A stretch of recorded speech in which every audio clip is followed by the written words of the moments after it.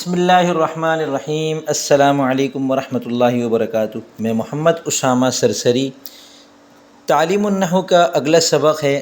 اس میں غیر متمکن کی 8 قسموں میں سے پہلی قسم ضمیر۔ سب سے پہلے تو ان 8 قسموں کے نام دیکھیں اور ان کو یاد بھی کر لیں، رٹا لگا لیں۔ ضمیر، اسم اشارہ، اسم موصول، اسم فعل، اسم صوت، مرکبات، اسماء کنایات، ظروف مبنیہ، اسماء استفہام اور اسماء شرط۔ ان 8 قسموں کا نام ہے اسم غیر متمکن۔ ان 8 میں سے ہر ایک کے الفاظ مخصوص ہیں۔ آپ کو ایک مرتبہ ان سب الفاظ کو ذہن نشین کر لینا ہے تو آپ کا ایک مسئلہ تو بالکل حل ہو جائے گا مکمل طور پر، کہ جب بھی کلام عرب میں آپ کے سامنے کوئی اسم آئے گا تو آپ سے یہ پوچھا جائے گا یا آپ کے ذہن میں خود یہ سوال پیدا ہوگا کہ یہ معرب ہے یا مبنی ہے، تو آپ کے لیے جواب تلاش کرنا بہت آسان ہے کہ اگر وہ اسم غیر متمکن کی ان 8 قسموں میں سے کوئی لفظ ہے جو کہ مخصوص الفاظ ہیں تو وہ اسم غیر متمکن ہے، مبنی ہے، اور اگر ان 8 میں سے ایک بھی نہیں ہے تو وہ اسم متمکن ہے اور معرب ہے، اور اس کی حالتیں بدلیں گی۔ وہ اسم متمکن کی 14 میں سے کوئی قسم بنے گا، مرفوع، منصوب اور مجرور ہونے کی صورت میں اس کے اندر تبدیلی واضح طور پر نظر آئے گی۔ ایک مسئلہ تو ہمارا یہ حل ہوا۔ اب ان 8 کو ہم ایک ایک کر کے پڑھیں گے تاکہ اچھی طرح ہمیں یہ ساری چیزیں سمجھ میں آ جائیں، یاد ہو جائیں۔ ان 8 میں سے سب سے پہلی چیز ہے ضمیر۔ جی ہاں، یہ وہی لفظ ہے جو اردو میں استعمال ہوتا ہے کہ میرا ضمیر اس کو گوارا نہیں کر رہا، اور آپ نے اس کو اپنی انا کا مسئلہ بنایا ہوا ہے۔ تو یہ جو 2 لفظ ضمیر، یہ یہی لفظ ہے لیکن معنی مختلف ہے۔ وہاں پر ہم ضمیر کو غیرت کے معنی میں استعمال کر رہے ہوتے ہیں، اور یہاں جو ضمیر ہے یہ مخصوص الفاظ کا نام ہے۔ ضمیر عربی زبان میں پوشیدہ لفظ کو کہتے ہیں، پوشیدہ کو کہتے ہیں، کسی چھپی ہوئی چیز کو ضمیر کہتے ہیں۔ تو جو ہمارا جو ضمیر ہے جو ہمیں ملامت کر رہا ہوتا ہے وہ بھی چھپا ہوا ہوتا ہے، تو ہم نے اس کا نام ضمیر رکھ دیا۔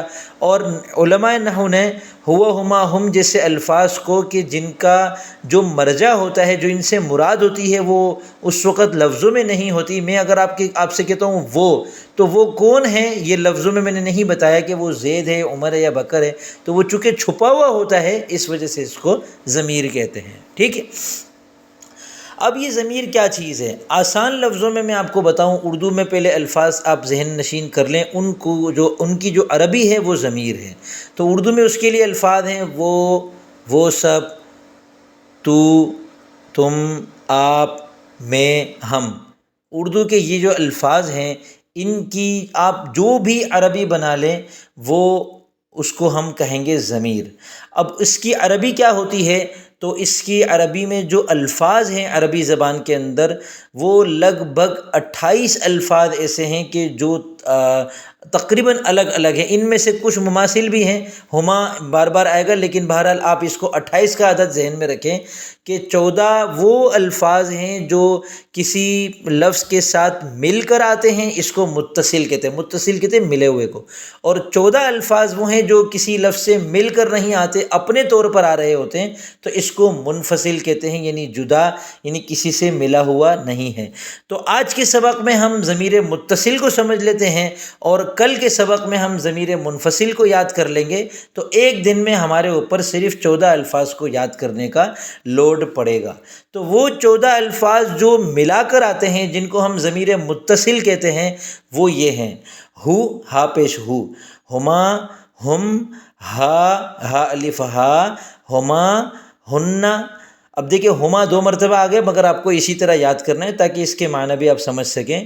اور پھر آگے 6 ہیں: کا، کاف زبر کا، کما، کم، کی، کما، کننا، اور پھر اس کے بعد ہے یا ساکن اور نون الف زبر نا۔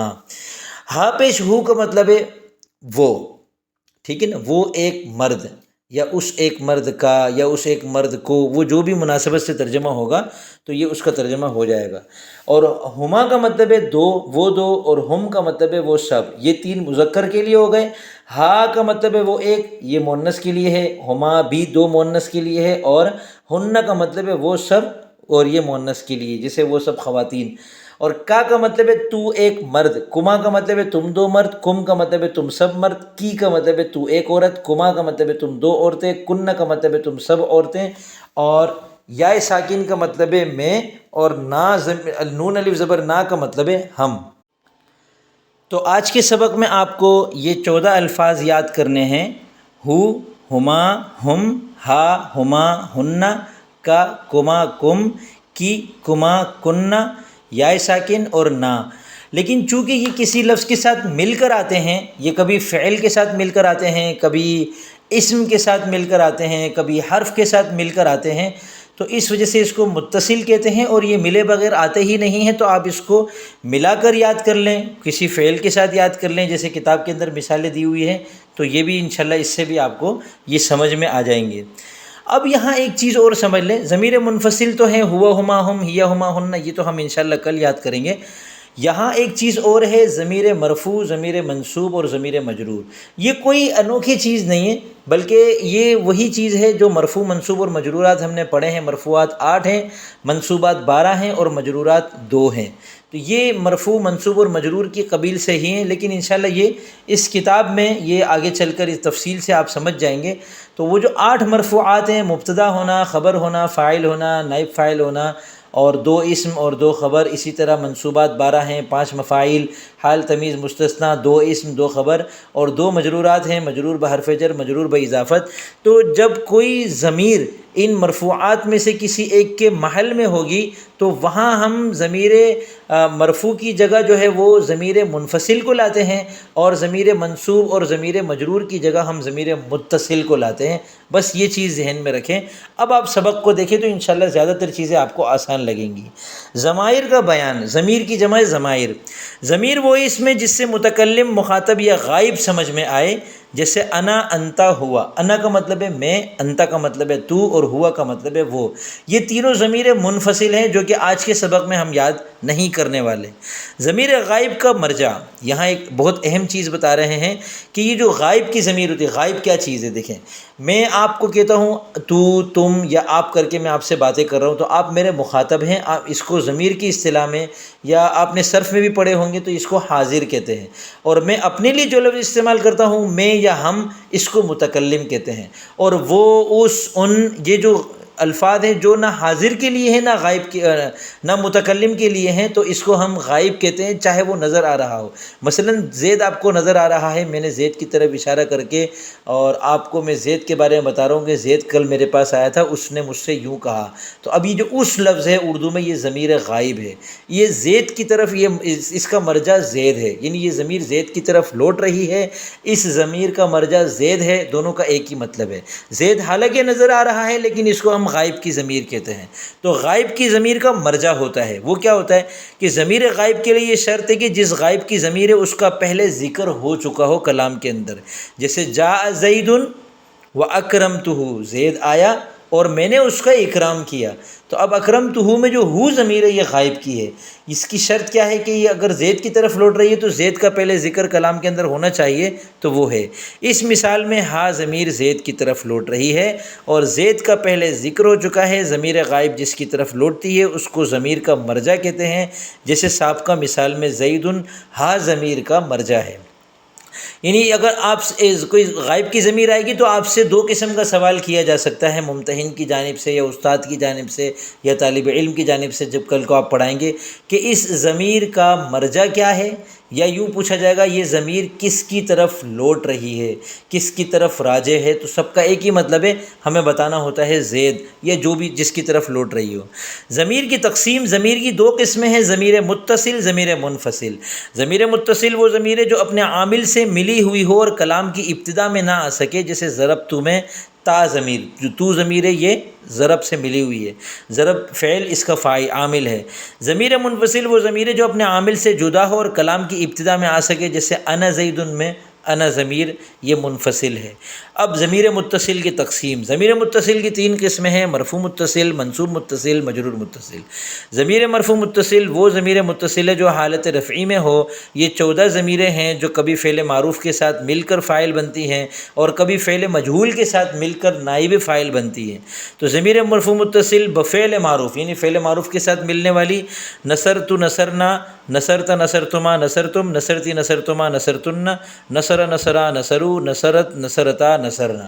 آپ کہیں گے یہ گردان اتنی الٹ پلٹ کر کے کیوں بیان کی ہے؟ ہم نے تو علم الصرف کے اندر جو گردان رٹی ہے وہ یوں رٹی ہے، نصر نصرا نصرو، نصرت نصرتا نصرنا، نصرت نصرتما نصرتم، نصرتی نصرتما نصرتن، نصرت نصرنا۔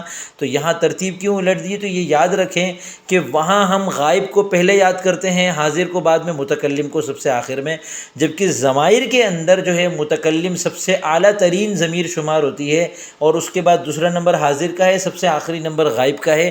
اس وجہ سے سب سے پہلے متکلم کو لاتے ہیں، پھر حاضر کو لاتے ہیں، پھر غائب کو لاتے ہیں، ٹھیک ہے۔ آگے دیکھیں ضمیر مرفوع متصل بفعل مجہول، فعل مجہول کے ساتھ جو مل کر آتی ہے ضمیر مرفوع متصل وہ ہے نصیرت، نصرت نصرنا، نصرت نصرتما نصرتم، نصرتی نصرتما نصرتن، نصیر نصیرا نصیرو، نصیرت نصیرتا نصرنا۔ فعل معروف کا فاعل ہے، فعل مجہول کا نائب فاعل ہے۔ فاعل بھی مرفوع ہوتا ہے، نائب فاعل بھی مرفوع ہوتا ہے۔ تو متصل ضمیر جب فاعل بن رہی ہو تو اس کو ضمیر مرفوع متصل کہیں گے، جب نائب فاعل بن رہی ہو تب بھی اس کو ضمیر مرفوع متصل کہیں گے۔ اب اگلا نمبر ہے ضمیر منصوب متصل کا، وہ ضمیر متصل ہے جو حالت نسبی میں ہو۔ یہ بھی 14 ضمیریں ہیں جو کبھی فعل کے ساتھ مل کر مفعول بہ بنتی ہیں اور کبھی حروف مشبہ بالفعل کے ساتھ مل کر ان کا اسم بنتی ہیں۔ ضمیر منصوب متصل بفعل، نصرنی نصرنا، نصرک نصرکما نصرکم، نصرکی نصرکما نصرکن، نصرہ نصرہما نصرہم، نصرہا نصرہما نصرہن۔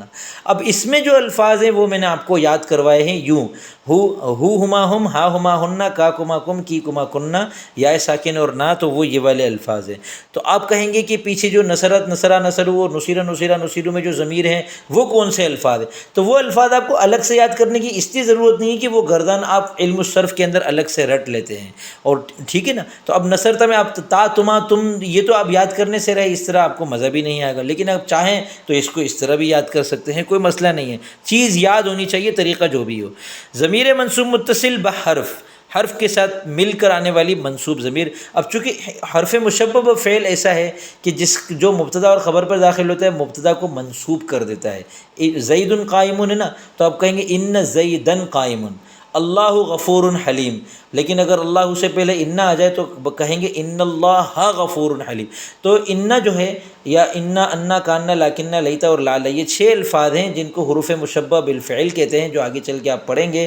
تو جب ان کے بعد ضمیر آ رہی ہوتی ہے تو وہ ان کے ساتھ ملی ہوئی ہوتی ہے، اور یہ وہی ہوتی ہے ہما ہم جو میں نے آپ کو یاد کروائی ہے، یہ ان کے ساتھ ملے گی تو یہ بنے گی انہو انہما انہم انہا انہما انہن انکا انکما انکم انکی انکما انکنا، انی اور انا، یا پھر اننی اور اننا دونوں طریقے سے استعمال ہوتا ہے۔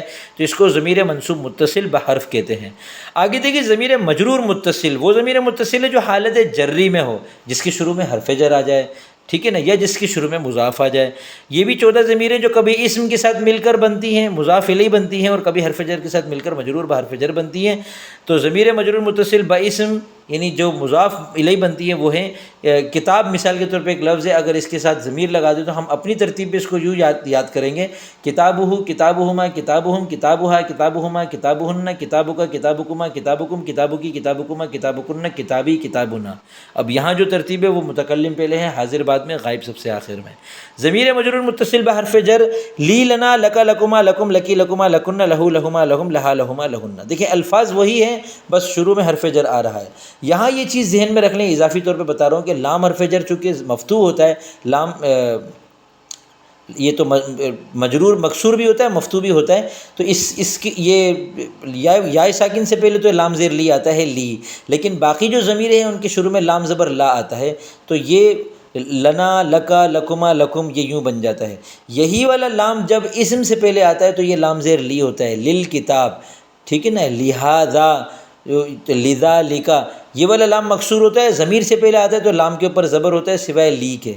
لیکن اس ضمیر سے پہلے اگر کوئی ایسا لفظ آ جائے جس کے شروع میں جس کے اوپر زیر ہو، جس کے نیچے زیر ہو، جیسے بازر بھی، یہ بھی حرف جر ہے، تو اب یہ ہو کے بجائے ہی ہو جائے گا، بہی بہیما بہم بہا بہیما بہن، بکا بکما بکم بکی بکما بکن، بی اور بنا، ٹھیک ہے۔